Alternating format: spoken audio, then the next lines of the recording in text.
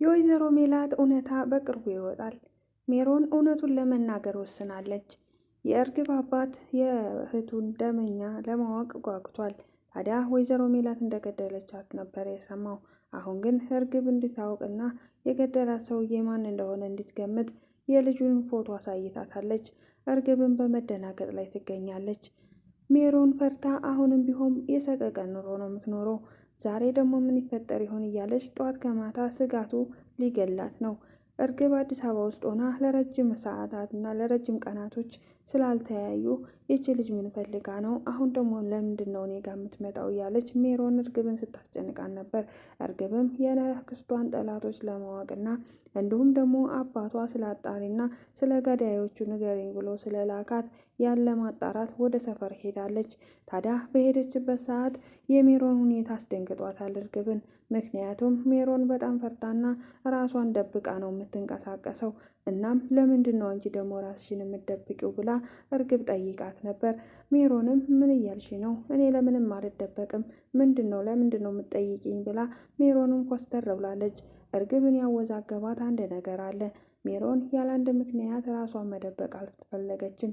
ስለዚህ ስለ አክስቴ አሟሟትና ሞት በደንብ ልታውቅ ትችላለች፣ ምናልባት እሷም ልትሆን ትችላለች ብላ ጠርጥራለች። የጠረጠረችው ትክክል ባይሆንም ግን መጠርጠር ያለባትን ጠርጥራለች።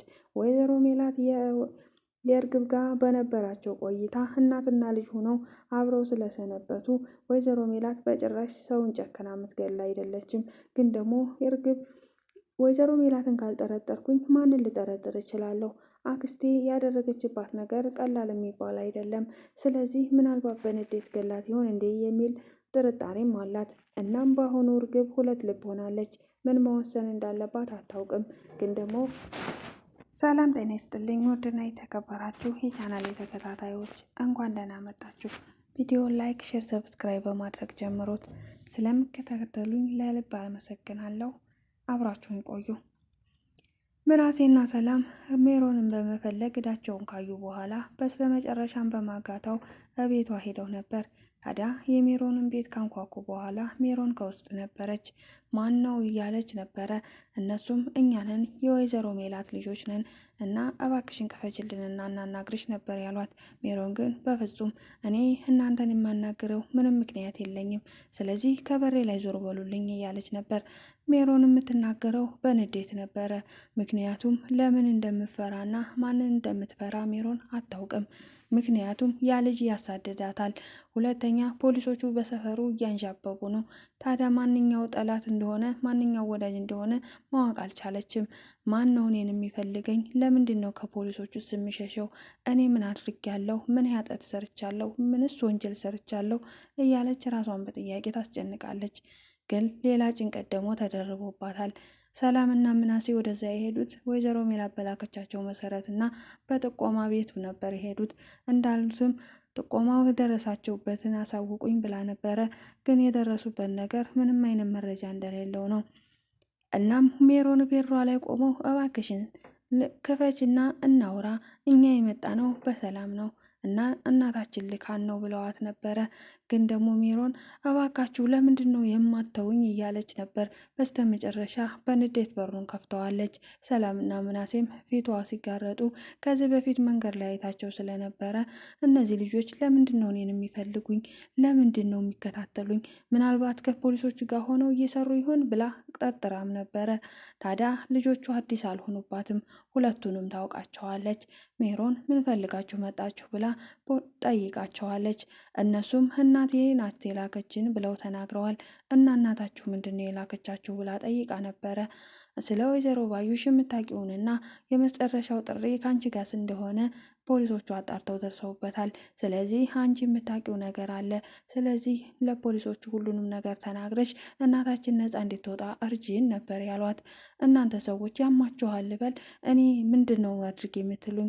እባካችሁ ከቤት ይውጡልኝ። እኔ የማውቀው ነገር የለም። ስለ ባዩሽም ሆነ ስለ ገዳዮቹ የማውቀው ታሪክ የለም። ስለዚህ ቤት የለቃችሁ ውጡ ብላ ነበር የተናገረችው። ምናሴም እባክሽን ሜሮን እናታችን ነፃ እንድትወጣ እርጂን ብሎ ተማጽኗት ነበር። ሜሮን ግን በፍጹም እኔ ምንም ረዳችሁ ነገር የለም፣ እናንተ ሞቴን ትሞቱልኛላችሁ እንዴ እያለች ስትናደድ ነበር። በስተመጨረሻም እነሱ ሲለምኗት በሩን ከፍታ ገፈታትራ ነበር ያስወጠቻቸው እና ከወጡም በኋላ ሜሮን በጣም ተጨንቃለች። የተጨነቀችውም እነዚህ ሰዎች በቃ አይተውኝም እና ፖሊሶቹም እኔን የጠረጠሩት ማለት ነው። ምን ማድረግ ነው ያለብኝ? ያ ሰውዬም ይከታተለኛል። ያ የሰማይ ስባሪ የሚያክል ሰውዬ እኔን ለመግደል ነው የሚያንዣብበው እና እኔም አሁን እኮ የባዩሽ እጣ ሊደርሰኝ ነው። ስለዚህ ምን ማድረግ አለብኝ እያለች በጭንቀት ልትፈነዳ ነው። በዛ መሀል ነበር እንደ አጋጣሚ ስልኳን መክፈት ስላለባት ስልኳን ስትከፍተው የእርግብ ቴክስቶች ተከታትለው ገቡላት።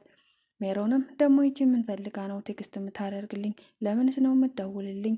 እያለች ብትበሳጭም ግን ደግሞ ግዴታ ማናገር ስለነበረባት እርግብን ደውላ አውርታታለች።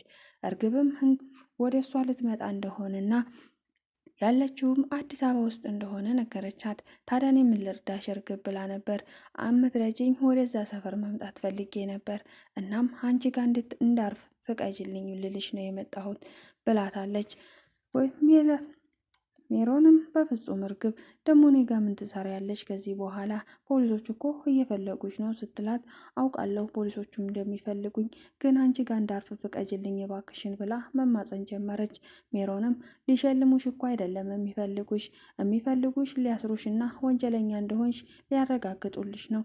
እርግብ ግን እንዴት ነው የምታስቢው ብላ ሜሮን መቆጣት ጀምራለች። ሜሮን አሁን ቁጣ ብሏታል። ነገሮች ተደራርበውባታል።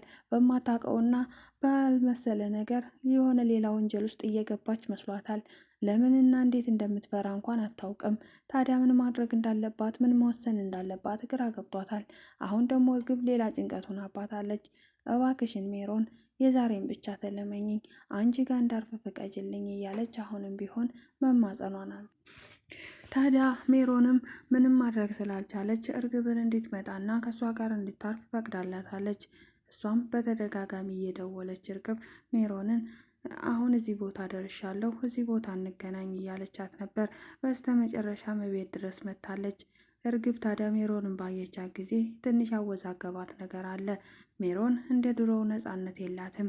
ተሸፋፍናና ራሷን እንደመደበቅ አብላለች። ማስክም አድርጋ ነበር። ሜሮን ምንድነው ችግሩ የተፈጠረው? ለምንድነው ራስሽን የምትደብቂው? አንቺ እኮ ንጹህ ሰው ነሽ። እኔ እንኳን ያው ታውቂያለሽ የኔን ሁሉንም ነገር ታውቂዋለሽ። አንቺ ግን ለምንድን ነው ብላ መጠየቋም አልቀረም። ሜሮን ግን ምንም እንዳልተፈጠረ ነው የተናገረችው። እርግብ ግን ምንም አላመነቻትም ነበር። ታዲያ ነገሩን በዚህ እንዲዘጋ ቋጭተዋለች። እርግብ ጥያቄ ስታበዛባትና የአክስቷ ገዳይ ወይዘሮ ሜላት እንደሆነች ስትነግራት ሜሮን እንዴት አወቅሽ? እንዴት እንደዚህ ልትይ ቻልሽ? ወይዘሮ ሜላትን መቼም በደንብ የምታውቂያት ይመስለኛል። አዎ አውቃታለሁኝ ሜሮን፣ ሁለት ልብ ሆኛለሁ። ወይዘሮ ሜላት በጣም ጥሩ ሰው እንደሆነችም አውቃለሁ። ሰው ለመግደል የሚያደርስ ነገር የላትም። አብሬያት ልጅ ሆኜ ብዙ ጊዜ ቆይቻለሁ ብላ ለሜሮን ነግራታለች። ሜሮንም ታዲያ ለምን ተጠራጠርሻት ብላ መጠየቋም አይቀር ሆኗል።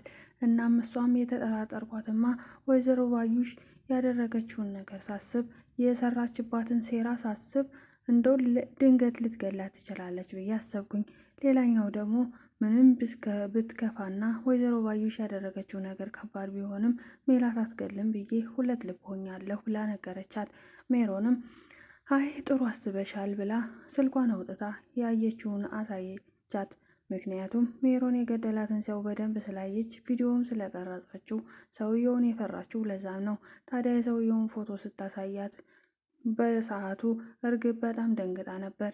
ያ ሰውዬ እርግብን ሲከታተላት ነበር። ከዚህ በፊትም ምናሴን ሊገል እንደነበረም ታውቋል። ታዲያ ያ ሰውዬ ወይዘሮ ባዩሽ ቀኝ እጅ እንደሆነና ያ ሰውዬ እርግብን ሲከታተላት ስለነበረ ስታየው በጣም ደንግጣለች። ማን ነው ምንድን ነው ብላ ጠይቃም ነበረ። ሜሮንም እያየሽው አይደል ለምን ትጠይቅኛለሽ? ስለዚህ ከወይዘሮ ሜላት ላይ እጅሽን አንሺ።